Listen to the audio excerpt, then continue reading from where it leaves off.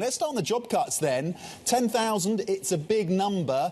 Is this enough to get costs to where you want them to be?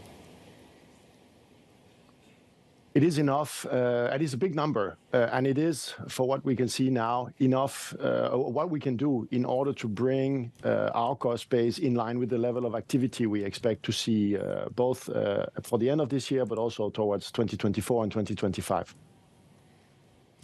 Vincent, good morning. I feel like what's happening in global freight markets is exactly as you and your predecessor always kind of talked about in the show over the last couple of years, that the pandemic level freight rates would come down and probably fall below pre-pandemic because of this glut of supply coming online just as global growth is slowing down. So it's kind of panned out exactly as you were kind of roughly outlining from the global macro outlook. And yet you're still cutting 10,000 jobs, almost 10% of your workforce. You're cutting CapEx.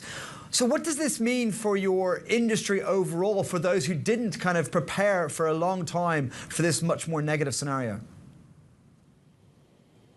Yeah, I think you're right. The quarter, as it is pretty much as we expected it to be.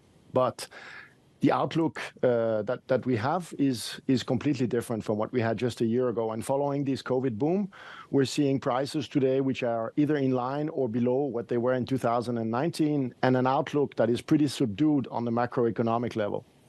Furthermore, this is compounded by a glut of supply, as you said, that has started to come online and that has put freight rates in the shipping division under a lot of pressure. In those circumstances, we just have to really get ourselves ready for whatever is going to come ahead. There's a lot of uncertainty about around how this is going to shape for the next couple of years, but we want to make sure we are duly prepared to come out of this cycle in a very, very strong fashion.